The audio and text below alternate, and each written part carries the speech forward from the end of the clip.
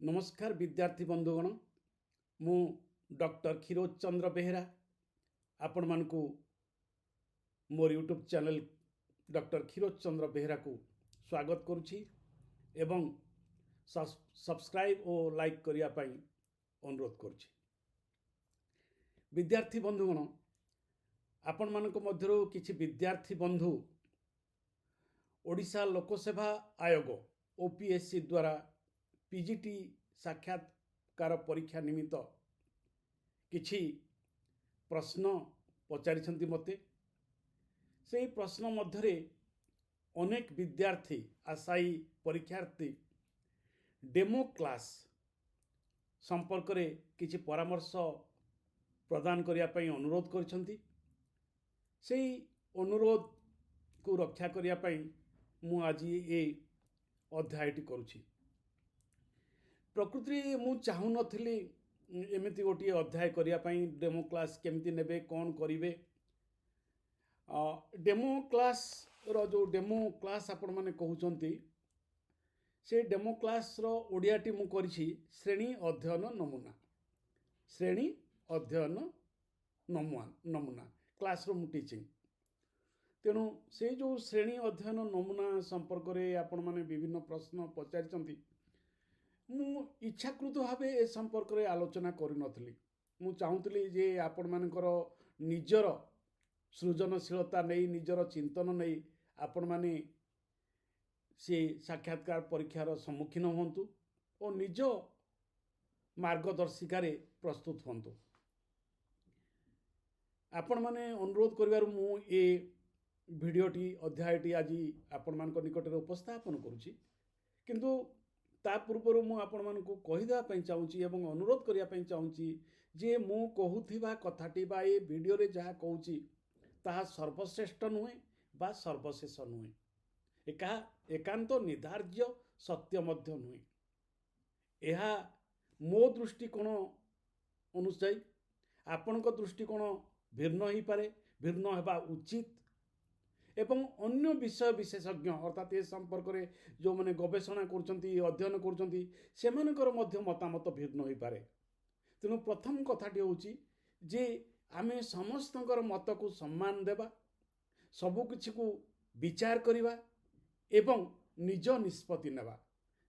तेणु जने परीक्षार्थी बा जने आशायी प्रार्थी बा जने विद्यार्थी जेतेबेले साक्षात्कार परीक्षार सम्मुखीन होची से निजे ये सब प्रसंग गुड़िक देखी से निजे निष्पत्ति नेब।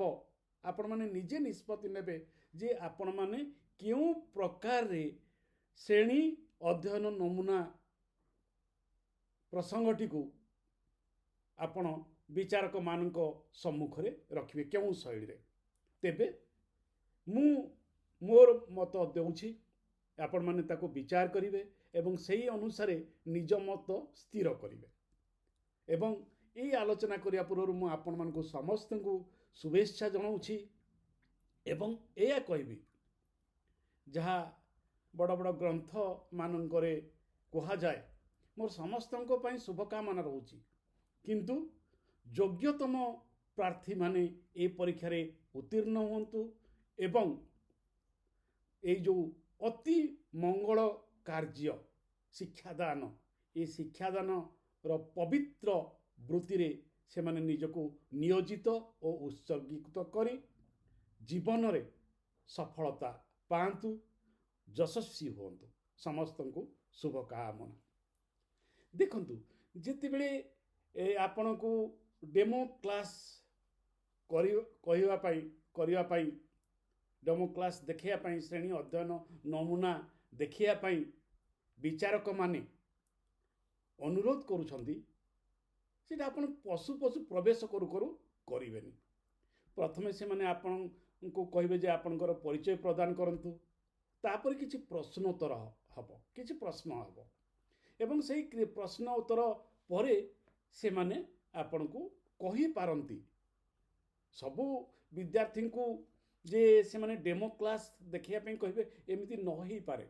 जदि ଆପଣଙ୍କର ପ୍ରଶ୍ନୋତ୍ତରରେ ସେମାନେ ସନ୍ତୋଷ ହେଇଗଲେ, ଆପଣଙ୍କର ଉଚ୍ଚାରଣ ଶୈଳୀ, ଆପଣଙ୍କର ବକ୍ତବ୍ୟ ଶୈଳୀ, ଆପଣଙ୍କର ଅନୁଶୀଳନ ଭଙ୍ଗୀ, ପ୍ରଶ୍ନ ଉତ୍ତର ଦେବାରେ ଯେଉଁ ଅନୁଶୀଳନ ଥାଏ, ଯେଉଁ ବିଶ୍ଳେଷଣ କ୍ଷମତା ଥାଏ, ତାକୁ ଯଦି ସେମାନେ ହୃଦୟଙ୍ଗମ କରିପାରିଲେ ଯେ ଏ ପ୍ରାର୍ଥୀଟି କ୍ଲାସରୁମ୍ରେ ମଧ୍ୟ ଭଲ କରିପାରିବ, ସେ ହୁଏତ ଆପଣଙ୍କୁ ଡେମୋ କ୍ଲାସ୍ ଦେବା ପାଇଁ ନ କହିପାରନ୍ତି। ମୁଁ ଭାବୁଛି ମୋ ମତରେ ଡେମୋ କ୍ଲାସ୍ କହିବା ବିଚାରକମାନଙ୍କ ଦ୍ୱାରା ହୁଏତ ବାଧ୍ୟତାମୂଳକ ନ ହୋଇପାରେ। ସବୁ ପ୍ରତିଯୋଗୀଙ୍କୁ ଯେ ପ୍ରାର୍ଥୀଙ୍କୁ ଯେ ସେମାନେ ଡେମୋ କ୍ଲାସ୍ କହିବେ ଏମିତି କିଛି ନାହିଁ। କାହିଁକି? ମୂଳ କଥାଟି ହେଉଛି ଯେ ଆପଣଙ୍କର ଯେଉଁ ସାକ୍ଷାତକାରର ସମୟସୀମା ଅତି ବେଶୀରେ 15 ମିନିଟ୍ କି 10 ମିନିଟ୍ରୁ 12 ମିନିଟ୍ 15 ମିନିଟ୍ ନ ହେଇପାରେ। ତେଣୁ ସେଇ ସଂକ୍ଷିପ୍ତ ସମୟ ଭିତରେ ସେମାନେ ଜ୍ଞାନକୁ ପରୀକ୍ଷା କରନ୍ତି ନାହିଁ, ସେମାନେ ବ୍ୟକ୍ତିତ୍ୱକୁ ପରୀକ୍ଷା କରନ୍ତି। ଯିଏ ଯେଉଁ ପ୍ରାର୍ଥୀଟି ଆମ ସମ୍ମୁଖରେ ଅଛି ସେ ଜଣେ ଆଦର୍ଶ ଶିକ୍ଷକ ହେଇପାରିବ କି ନାହିଁ, ଆଦର୍ଶ ଶିକ୍ଷକର ବ୍ୟକ୍ତିତ୍ୱ, ତାହାର ପରିପାଟି, ତାର ଚାଲିଚଳନ, ତାର କଥାବାର୍ତ୍ତା, ତାର ବିଶ୍ଳେଷଣ କ୍ଷମତାରେ ରହିଛି କି ନାହିଁ।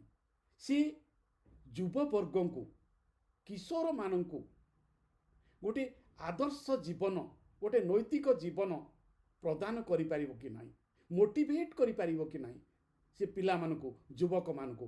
ଯେଉଁ ଯୁବକମାନଙ୍କ ମନ ଭିତରେ ଅନେକ ସ୍ୱପ୍ନ ଥାଏ, ଅନେକ ସଂଶୟ ଥାଏ, ସେଇ ସ୍ୱପ୍ନ ଓ ସଂଶୟକୁ ସେ ସମାଧାନ କରି ଯୁବକମାନଙ୍କୁ ପଥ ପ୍ରଦର୍ଶନ କରିପାରିବ କି ନାହିଁ, ପଥ ପ୍ରଦର୍ଶନ କରିବାର କ୍ଷମତା ଏ ପ୍ରାର୍ଥୀ ପାଖରେ, ଏ ବ୍ୟକ୍ତି ପାଖରେ ଅଛି କି ନାହିଁ, ଏହା ହିଁ ସେମାନେ ମାପିବେ। ଏହା ହିଁ ଆପଣମାନଙ୍କର ଯୋଗ୍ୟତାର ଭିତ୍ତି ହେବ ଜଣେ ଅଧ୍ୟାପନାକୁ ଆସିବା ନିମିତ୍ତ। ତେଣୁ ଯଦି ପ୍ରଶ୍ନୋତ୍ତର ଆପଣ ଭଲ ଭାବରେ ଦେଇଛନ୍ତି ତାହେଲେ ବିଶେଷ ଚିନ୍ତିତ ହେବାର ନାହିଁ। ତେଣୁ ଯେତେବେଳେ ଆପଣଙ୍କୁ ଶ୍ରେଣୀ ଅଧ୍ୟୟନ ନମୁନା ପ୍ରଦାନ କରିବା ପାଇଁ କୁହାଯିବ, ସେତେବେଳେ ଆପଣ 2ଟି ପ୍ରସଙ୍ଗ ଅତି ଗୁରୁତ୍ୱପୂର୍ଣ୍ଣ ଭାବରେ ନେବେ। 2ଟି ପ୍ରସଙ୍ଗ।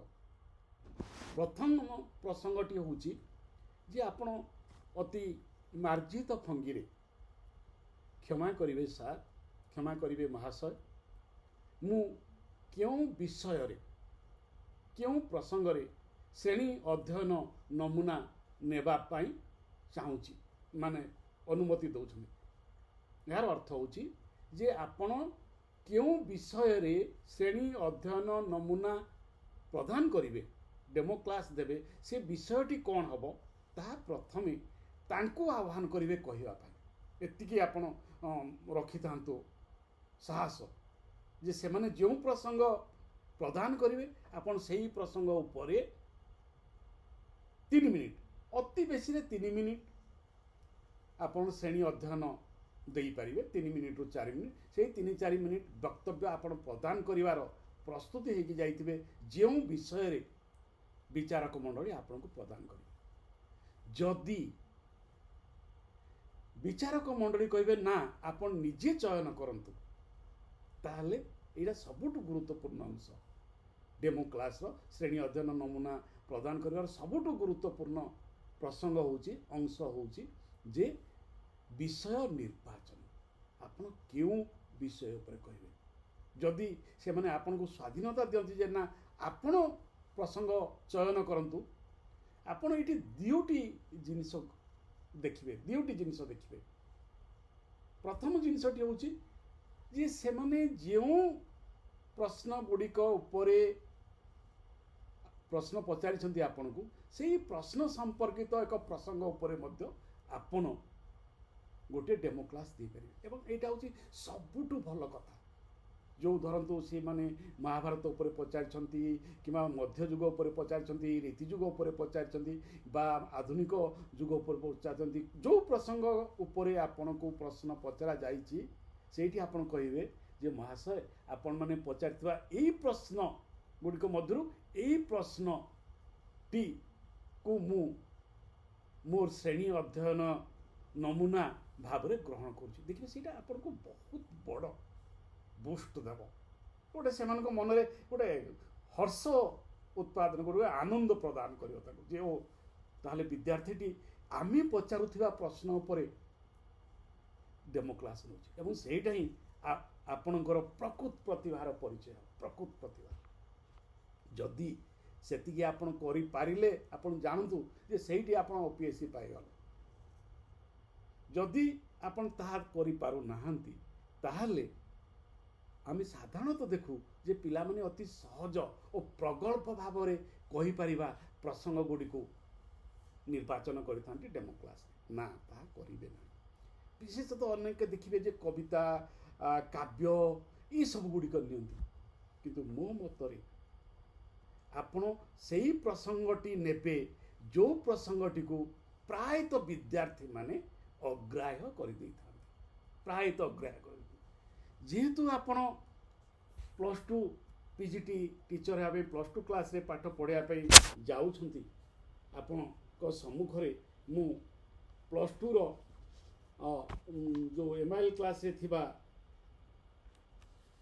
सिलेबस को मु देखे दूचे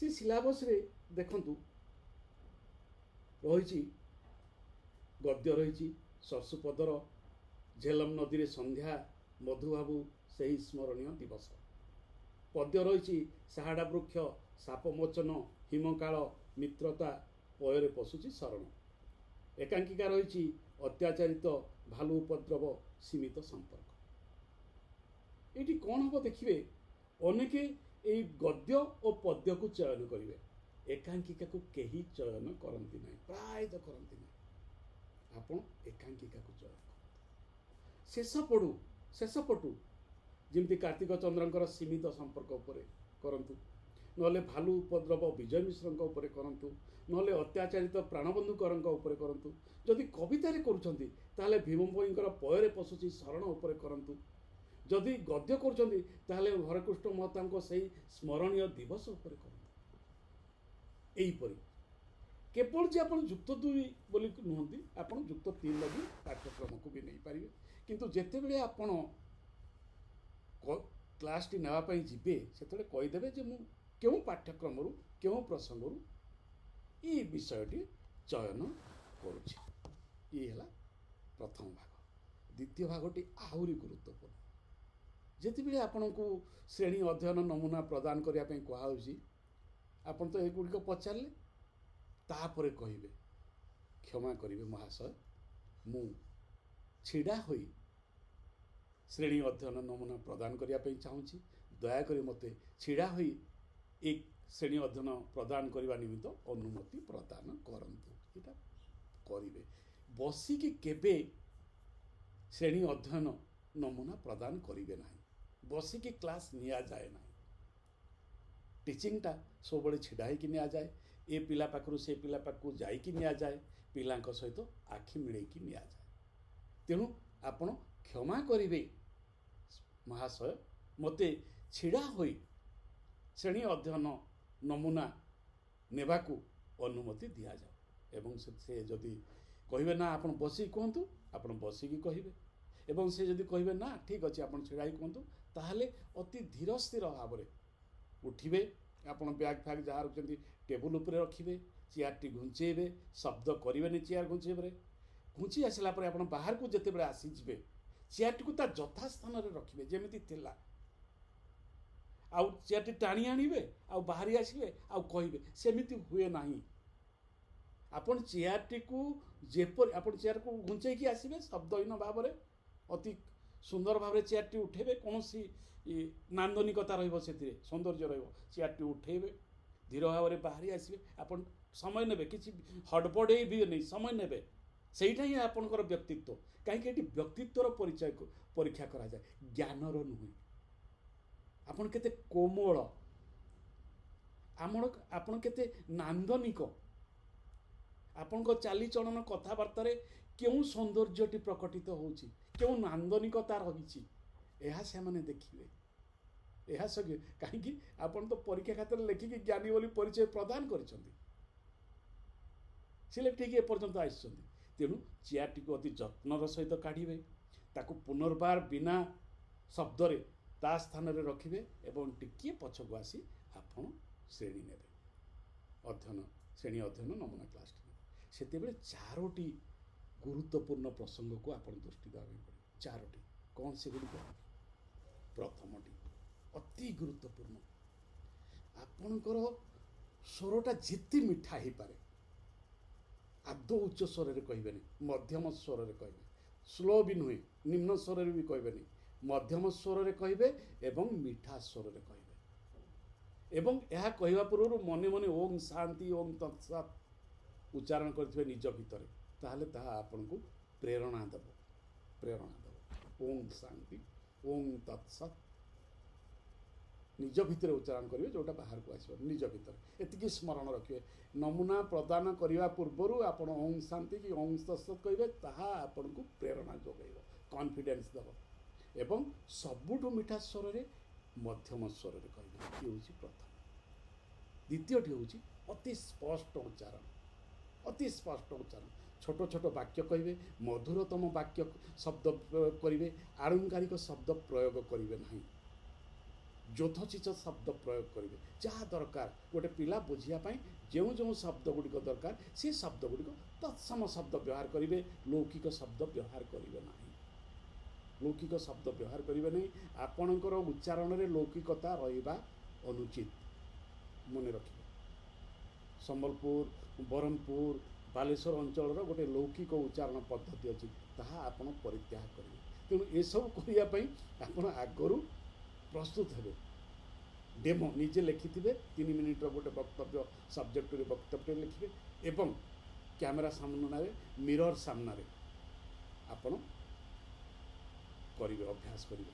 କ୍ୟାମେରା ସାମ୍ନାରେ ରେକର୍ଡ଼ିଂ କରିବେ ଯଦି ଅଭ୍ୟାସ କରିବେ, ତାହେଲେ ଆପଣ ଦେଖିକି ନିଜର ଭୁଲଟି ବୁଝିପାରିବେ। ଆପଣଙ୍କର ଆଖିର ଭଙ୍ଗୀ କେମିତି ରହିବ, ମୁହଁର ଭଙ୍ଗୀ କେମିତି ରହିବ, ଏକ୍ସପ୍ରେସନ୍ କେମିତି ରହିବ, ଏସବୁ ଗୁଡ଼ିକ ଆପଣ ରେକର୍ଡ଼ିଂ କରିକି ଆଗରୁ ଦେଖିଦେଇଥିଲେ ଆପଣ ସେଇ ଅନୁସାରେ ନିଜକୁ ସଜାଡ଼ି ପାରିବେ। ତେଣୁ ମୁଁ ତ କହିବି ଆପଣମାନେ ନିଜ ନିଜ ମୋବାଇଲ କ୍ୟାମେରାରେ ରେକର୍ଡ଼ିଂ କରିକି ଦେଖନ୍ତୁ ନିଜକୁ ଏବଂ ସେଇ ଅନୁସାରେ ନିଜକୁ ସଂଶୋଧନ କରନ୍ତୁ। ହେଉଛି ସବୁଠୁ ବଡ଼ କୌଶଳଟି, ଆପଣ ସିକ୍ରେଟଟି କହିଦେଲେ। ତାପରେ ତୃତୀୟରେ ଆହୁରି ଗୁରୁତ୍ୱପୂର୍ଣ୍ଣ, ଆପଣ ନିମ୍ନମୁଖୀ ବା ଊର୍ଦ୍ଧ୍ୱମୁଖୀ ହେଇ କହିବେନି, ତଳକୁ ଚାହିଁବେନି କି ଉପରକୁ ଚାହିଁବେନି। ଆପଣ ଯେଉଁ ବୋର୍ଡ଼ ଥିବ ବିଚାରକମାନଙ୍କ, ତାଙ୍କର ଚେୟାରମ୍ୟାନ୍କୁ ବା ଆପଣ ପାଖରେ ଥିବା ସଦସ୍ୟଙ୍କୁ ବା ସମସ୍ତ ସଦସ୍ୟଙ୍କୁ ଥରେ ଥରେ ଚାହିଁ ଚାହିଁ ଚକ୍ଷୁ ମିଳନରେ ଆପଣ ଶ୍ରେଣୀ ଅଧ୍ୟୟନ ନମୁନାଟି ପ୍ରଦାନ କରିବେ। ଆଖିକୁ ଆଖି ମିଶେଇକି, ସେଇଠି ରହିଛି କନଫିଡେନ୍ସ। ଯଦି ଆଖିକୁ ଆଖି ମିଶେଇଲେ ଆପଣ ବୁଝିପାରିବେ, ସେଇଠୁ ଦଡ଼କିନା ଆପଣ ଜାଣିପାରିବେ ଯେ ସିଏ ଆପଣଙ୍କୁ ଆପ୍ରିସିଏଟ୍ କରୁଛନ୍ତି ନା ଆପଣଙ୍କୁ ନକାରାତ୍ମକ ଭଙ୍ଗୀରେ ରଖୁଛନ୍ତି। ତାହେଲେ ସେଇଠି ମଧ୍ୟ ଆପଣ କହିବା ଭିତରେ ନିଜର ଶୈଳୀ ପରିବର୍ତ୍ତନ କରିବେ। ଇଏ ହେଉଛି ସବୁଠୁ ଗୁରୁତ୍ୱପୂର୍ଣ୍ଣ। ଶୈଳୀ ପରିବର୍ତ୍ତନ କରିବେ କହିବା ସମୟରେ, କି ଆପଣ ଆହୁରି ପଜିଟିଭ୍ ହେବେ, ଆହୁରି ପିନ୍ ପଏଣ୍ଟ ହେବେ। ଆପଣ ଭାସମାନ ଅବସ୍ଥାରେ ବାହାରକୁ ଚାଲି ଯାଉନାହାନ୍ତି ତ।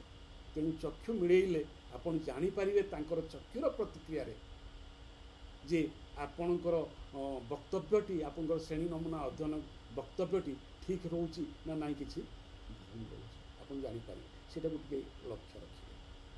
ତାପରେ ଶେଷରେ ଆପଣ ସେରେ ଏବଂ ଗୋଟିଏ କଥା ହେଉଛି ଯେ ସେମାନେ ନ କହିଲା ପର୍ଯ୍ୟନ୍ତ ଆପଣ ଶେଷ କରିବେ ନାହିଁ। ସେଇଟା ମୁଁ ଆସିବି, ଆଉ ଗୋଟେ ପର୍ଯ୍ୟାୟରେ ଆସିବି। ତେଣୁ ଶେଷରେ ଆପଣ ପଚାରିବେ, ସାର୍ ଏ ସମ୍ପର୍କରେ ଆଉ କିଛି ପ୍ରଶ୍ନ ରହିଛି କି, ବା ସାର୍ ନ କହିକି ବିଦ୍ୟାର୍ଥୀଗଣ ଏ ସମ୍ପର୍କରେ କିଛି ପ୍ରଶ୍ନ ଅଛି କି, ଦୟାକରି ପଚାରିବେ। ଏ କଥା ଶେଷରେ ନିଶ୍ଚୟ କହିବେ। ସେମାନେ ଯେତେବେଳେ ଆପଣଙ୍କୁ ଶେଷ କରିବା ପାଇଁ, ସେମାନେ ଶେଷ କରିବା, ହଁ ଠିକ୍ ଅଛି ଶେଷ ହେଲା ବୋଲି କହିବେ, ସେତେବେଳେ ଆପଣ ସେଇଠି ଛିଡ଼ାଇ ପଚାରିବେ, ଯେମିତି ଶ୍ରେଣୀ ଶିକ୍ଷକ ପଚାରେ କେଉଁଠି କିଛି ବୁଝିବାର ଅଛି କି, କିଛି ପ୍ରଶ୍ନ ରହିଲା କି, ଠିକ୍ ସେଇ କଥା ବିଚାରକ ମଣ୍ଡଳୀମାନଙ୍କୁ ମଧ୍ୟ ଆପଣ ପଚାରିପାରିବେ, ପଚାରିବେ। ଗୋଟେ ତାହେଲେ ଆପଣ ସମୟ ପାଇଲେ 2 କି 3 ମିନିଟ୍, ଏ 2 କି 3 ମିନିଟ୍କୁ ଆପଣ 5 ଭାଗରେ ବିଭକ୍ତ କରିବେ। ଯେଉଁ ବକ୍ତବ୍ୟ ରଖିବେ ତାକୁ 5 ଭାଗରେ ବିଭକ୍ତ କରିବେ। ପ୍ରଥମଟି ହେଉଛି ବିଷୟ ଉପକ୍ରମ। ଆପଣ ଯେଉଁ ବିଷୟଟିକୁ ନେଉଛନ୍ତି, ଯେଉଁଟା ମୁଁ ପ୍ରଥମେ କହିଲି, ଯେଉଁ ବିଷୟଟି ନେଉଛନ୍ତି ତାର ପ୍ରାସଙ୍ଗିକତା କ'ଣ ଅଛି, ତାର ଗୁରୁତ୍ୱ କ'ଣ ଅଛି, ସେ କଥା ବୁଝେଇଦେବେ ପ୍ରଥମେ। ଯେ ମୁଁ ଏଇ ବିଷୟଟି ନେଉଛି, ଏଇ ବିଷୟଟି ଏଇଥିପାଇଁ ନେଉଛି ଯେ ଏହା ଏଇ ଭାବରେ ଗୁରୁତ୍ୱ ବହନ କରେ, ପରୀକ୍ଷାରେ ଏହା ଅଧିକ ଆସିବ, ଏ ଉପରେ ଅଧିକ ପ୍ରଶ୍ନ ଆସେ ଏବଂ ଆପଣମାନେ ଏ ଉପରେ ପ୍ରସ୍ତୁତ ହେବା ଉଚିତ। ତେଣୁ ଏହା ଏକ ସବୁଠୁ ପ୍ରାସଙ୍ଗିକ ବିଷୟ ଏବଂ ସେଥିପାଇଁ ଏଥିରେ ପ୍ରଶ୍ନ ଆସେ ଏବଂ ସେହି ଅନୁଯାୟୀ ସେଇଥି ନିମିତ୍ତ ମୁଁ ଆପଣମାନଙ୍କୁ ଏ ପ୍ରସଙ୍ଗଟି ଉପସ୍ଥାପନ କରୁଛି ଅଧ୍ୟୟନ ନିମିତ୍ତ। ତାପରେ କହିଲା ପରେ ସେଇଠି ତାପରେ କହିବେ ଲେଖକଙ୍କର ପରିଚୟ, କିଏ ଏ ପ୍ରସଙ୍ଗଟି ଲେଖିଛନ୍ତି ଏବଂ ଓଡ଼ିଆ ସାହିତ୍ୟର ଇତିହାସରେ ଏ ପ୍ରସଙ୍ଗଟିର ଭୂମିକା କେତେ ରହିଛି ଏବଂ ସେ ଲେଖକଙ୍କର ଅବଦାନ କେତେ ରହିଛି ସେଇଠି 1 ମିନିଟ୍ ଆପଣ କହିବେ ପ୍ରସଙ୍ଗ ଉପରେ ଏବଂ ଲେଖକଙ୍କ ପରିଚୟ। ଏଇଠି ସଙ୍ଗେ ସଙ୍ଗେ ଲେଖକଙ୍କ ପରିଚୟରୁ ଆରମ୍ଭ କରିବେ ନାହିଁ, ଆପଣ ପ୍ରସଙ୍ଗର ଗୁରୁତ୍ୱରୁ ଆରମ୍ଭ କରିବେ। ପ୍ରସଙ୍ଗର ଗୁରୁତ୍ୱ, ଇମ୍ପୋର୍ଟାନ୍ସ ଅଫ୍ ଦ୍ୟାଟ୍ ଟପିକ୍, ତାହେଲେ ଜଣାପଡ଼ିବ ଯେ ଆପଣ ଗୋଟେ ଗୁରୁତ୍ୱପୂର୍ଣ୍ଣ ପ୍ରସଙ୍ଗ ଆପଣଙ୍କର ଶ୍ରେଣୀ ଅଧ୍ୟୟନ ନମୁନାରେ ନେଇଛନ୍ତି। ସେଇଠି ଆପଣଙ୍କର ଓଜନଟା ସେଇଠି ଜଣାପଡ଼େ, ଆପଣ କେତେ ଓଜନଦାର ଶିକ୍ଷକ ହେଇପାରିବେ, ବୁଝିପାରୁଛନ୍ତି। ତାପରେ କାହାଣୀଟି କହିବେ, ଯେଉଁ ପ୍ରସଙ୍ଗଟି ନେଇଛନ୍ତି ତାହା କାହାଣୀଟି ନେବେ, 1 ମିନିଟ୍ କହିବେ ଏବଂ ଏଇଠି କହିଲା ବେଳକୁ ଆପଣ ଟିକେ କାହାଣୀରେ ଯେମିତି ଲେଖା ହେଇଛି ସେମିତି କହିବେନି, ଆପଣ ଟିକେ ଟୁଇଷ୍ଟ ଦେଇକରି ଆକର୍ଷଣୀୟ ଭଙ୍ଗୀରେ କାହାଣୀଟି କହିବେ। ଯେଉଁ ପ୍ରସଙ୍ଗଟି ଆପଣ କରୁଛନ୍ତି ସେଥିରେ ଗୋଟେ କାହାଣୀ ନିଶ୍ଚୟ ଥିବ, ନାଟକ ହେଉ, ଗଳ୍ପ ହେଉ, ପ୍ରବନ୍ଧ ହେଉ, କାହାଣୀଟିଏ ନିଶ୍ଚୟ ଥିବ। ତେଣୁ ସେଇ କାହାଣୀଟିକୁ ଆପଣ କେତେ ନାଟକୀୟ ଶୈଳୀରେ ତାଙ୍କ ନିକଟରେ ଉପସ୍ଥାପନ, ଏ ହେଉଛି ସବୁଠୁ ବଡ଼ କୌଶଳ। ଶେଷରେ ଉପସଂହାର, ଯେ ସେ କାହାଣୀରେ କ'ଣ କୁହାହେଉଛି, ତାର ଆଙ୍ଗିକ କ'ଣ, ତାର ଆତ୍ମିକ କ'ଣ, ତାର ପ୍ରାସଙ୍ଗିକତା କ'ଣ, ଏସବୁ ଗୁଡ଼ିକ ଆପଣ ଯଦି ମୂଳରୁ ଆରମ୍ଭ କରିଥିଲେ ସେହି ପ୍ରସଙ୍ଗକୁ ଆପଣ ଚାଲିଯିବେ। ତେଣୁ ପ୍ରସଙ୍ଗର ଆରମ୍ଭରୁ ପ୍ରସଙ୍ଗର ଶେଷ ଏବଂ ଏଇ ଯେଉଁ ପ୍ରସଙ୍ଗର ଶେଷ ଯେଉଁ ଉପସଂହାର କରୁଥିବେ, ଏଇ ଉପସଂହାରଟି ଚାଲିବ ଯେପର୍ଯ୍ୟନ୍ତ ସେମାନେ ବନ୍ଦ ନ କରିବା ପର୍ଯ୍ୟନ୍ତ କହିଛନ୍ତି।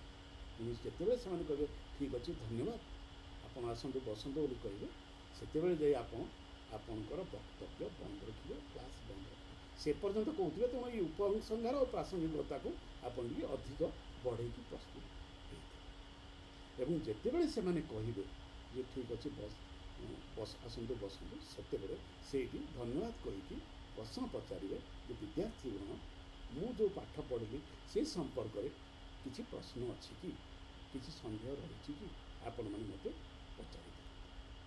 ଯଦି ପଚାରିବେ ତ ବହୁତ ଭଲ କଥା, ଆପଣ ସେଇଠି ଛିଡ଼ା ହେଇକି ଉତ୍ତର ଦେବେ, ନହେଲେ ଫେର୍ ଆସିବେ, ଯେମିତି ଚେୟାରଟିକୁ ରଖିଥିଲେ ସେମିତି ଚେୟାରଟିକୁ ଆଣିବେ, ବସିବେ, ବସି ସାରିଲା ପରେ ମୁଁ ଭାବୁଛି ମୋ ଦୃଷ୍ଟିରେ ଏ ହେଉଛି ଆପଣଙ୍କର ଶ୍ରେଣୀ ଅଧ୍ୟୟନ ନମୁନା କେମିତି ପ୍ରଦାନ କରିବେ, ଏ ହେଉଛି ମୋ ଦୃଷ୍ଟିକୋଣ। ତେଣୁ ମୁଁ ମଧ୍ୟ ମୋର OPSC ପରୀକ୍ଷାରେ ମୋତେ କୁହାଯାଇଥିଲା ଗୋଟେ କ୍ଲାସ୍ ନେବା ପାଇଁ, ମୁଁ ଏଇ ଶୈଳୀରେ କହିଥିଲି ଏବଂ ସେତେବେଳେ ଅତି ଚର୍ଚ୍ଚିତ ପ୍ରସଙ୍ଗ ଥିଲା BA ଅନର୍ସରେ ନୀଳଶୈଳ। ମୁଁ ନୀଳଶୈଳ ଉପନ୍ୟାସ ଉପରେ ତାଙ୍କୁ କ୍ଲାସ୍ ନେଇଥିଲି ଏବଂ ସେଠି ମୁଁ ଗୋଟିଏ ପ୍ରଶ୍ନ ପଚାରିଥିଲି ବିଚାରକ ମଣ୍ଡଳୀକୁ, ସାର୍ ମାନେ ମହାଶୟ ମାନେ, ମୁଁ ଆପଣମାନଙ୍କୁ ଗୋଟିଏ MIL କ୍ଲାସ୍ର ଛାତ୍ର ଭାବରେ ଗ୍ରହଣ କରିବି ନା ଓଡ଼ିଆ ଅପସନାଲ୍ର ଛାତ୍ର ଭାବରେ ଗ୍ରହଣ କରିବି ନା ଓଡ଼ିଆ ଅନର୍ସର ଛାତ୍ର ଭାବରେ ଗ୍ରହଣ କରିବି। ସେମାନେ ହସିକି ଖୁସିରେ କହିଥିଲେ, ନା ଆମେ ଓଡ଼ିଆ ଅନର୍ସର ଛାତ୍ର ହେବା ପାଇଁ ଚାହୁଁଛୁ। ଏବଂ ଯେତେବେଳେ ଓଡ଼ିଆ ଅନର୍ସର ଛାତ୍ର ହେବା ପାଇଁ ସେମାନେ କହିଲେ, ମୁଁ ସୁରେନ୍ଦ୍ର ମହାନ୍ତିଙ୍କ ସମ୍ପର୍କରେ ପରିଚୟ ଦେଇକି କହିଥିଲି ଯେ ସିଏ ଏପରି ଜଣେ ଗଦ୍ୟ ସ୍ରଷ୍ଟା ଯିଏ ଜ୍ଞାନପୀଠ ପୁରସ୍କାର ପାଇବା କଥା କିନ୍ତୁ ପାଇନାହାନ୍ତି। ପୁରସ୍କାର ନ ପାଇଲେ ଯେ କୃତିତ୍ୱ ଓ ଯଶ କମିଯାଏ ସେମିତି ଭାବିବା ଅନୁଚିତ। ନୀଳଶୈଳ ଯେକୌଣସି ସମୟର ଏକ ଅତି ଉନ୍ନତ ଉପନ୍ୟାସ, ଯାହାକୁ କ୍ଲାସିକ୍ ମଡ଼ର୍ଣ୍ଣିଷ୍ଟ ନଭେଲ ନାମ ପ୍ରଦାନ କରାଯିବା ଉଚିତ। ଏମିତି କହି ଛିଡ଼ା ହେଇ ଏମିତି କହି ମୁଁ ସେମାନଙ୍କର କ୍ଲାସ୍ ନେଇଥିଲି ଏବଂ ସେମାନେ ଖୁସି ହେଇଥିଲେ ଏବଂ ଖୁସିର ବିଷୟ ଯେ ମୁଁ OPSC ପାଇଥିଲି, କୃତିତ୍ୱ ସହିତ ଉତ୍ତୀର୍ଣ୍ଣ ହୋଇଥିଲି, ଯାହା ମୁଁ ମୋର ପୂର୍ବ ଭିଡ଼ିଓରେ ଆପଣମାନଙ୍କୁ କହିଛି। ତେଣୁ ଯାହା ମୋର ଅନୁଭବ ଥିଲା ସେ କଥା କହିଥିଲି ଏବଂ ମୁଁ ହସି ହସି ଯାଇଥିଲି, ହସି ହସି ଫେରିଥିଲି, ଇଣ୍ଟରଭ୍ୟୁ ବୋର୍ଡ଼ରୁ ହସି ହସି ଫେରିଥିଲି। ତ ବାହାରେ ମୋର ଯେଉଁ ବନ୍ଧୁମାନେ ଥିଲେ ଗଲେ ତାହେଲେ, ଏବଂ ବହୁତ ସମୟ ହେଇଥିଲା, ମୋର 25 ମିନିଟ୍ ହେଇଥିଲା ଇଣ୍ଟରଭ୍ୟୁ। ଏବଂ ମୁଁ ହସି ହସି ବାହାରିଥିଲି। ସବୁ ପ୍ରଶ୍ନର ଉତ୍ତର ସଠିକ୍ ଦେଇଥିଲେ। ଏପରିକି ଅଳଙ୍କାର ଉପରେ ଯେତେବେଳେ ପଚାରିଲେ ଅଳଙ୍କାର ଉପରେ କୁହନ୍ତୁ ନା ସାର୍ ପଚାରନ୍ତୁ କେଉଁ ଅଳଙ୍କାର ଉପରେ ମୁଁ କହିବି ବୋଲେ ସେ କହିଦେଲେ ଯେ ନାଇଁ ଆପଣ ଯେଉଁ ଅଳଙ୍କାର ଚାହୁଁଛନ୍ତି ସେଇ ଅଳଙ୍କାର ଉପରେ ଆମକୁ କିଛି କୁହନ୍ତୁ। ତ ମୁଁ ସବୁଠୁ କଠିନତମ ଅଳଙ୍କାର ସମ୍ପର୍କରେ ଆଲୋଚନା କରିଥିଲି। ଯେତେବେଳେ ଇଣ୍ଟରଭ୍ୟୁ ବୋର୍ଡ଼ରୁ କକ୍ଷରୁ ବାହାରକୁ ଆସିଲି ମୋର ବନ୍ଧୁମାନେ ମୋର ମୁଖମଣ୍ଡଳକୁ ଦେଖି କହିଲା ତାହେଲେ ତୁମର ବହୁତ ଭଲ ହେଇଛି ହେଇଯିବ ବୋଲି ସେମାନେ କହିଥିଲେ ଏବଂ ସେମାନଙ୍କର କଥା ଲାଗିଥିଲା। ମୁଁ ଅତି କୃତିତ୍ୱର ସହିତ ଉତ୍ତୀର୍ଣ୍ଣ ହୋଇଥିଲି ଓଡ଼ିଶା ଲୋକସେବା ଆୟୋଗ ପରୀକ୍ଷାରେ। ଆପଣମାନଙ୍କୁ ପୁନର୍ବାର ଶୁଭେଚ୍ଛା ଜଣାଉଛି ଏବଂ ଜଗନ୍ନାଥଙ୍କ ନିକଟରେ ପ୍ରାର୍ଥନା କରୁଛି ଆପଣମାନଙ୍କର ସ୍ୱପ୍ନ ସଫଳ ହେଉ, ଆପଣ କୃତିତ୍ୱର ସହ ଏ ପରୀକ୍ଷା ଉତ୍ତୀର୍ଣ୍ଣ ହୁଅନ୍ତୁ। ଧନ୍ୟବାଦ ଓ ନମସ୍କାର।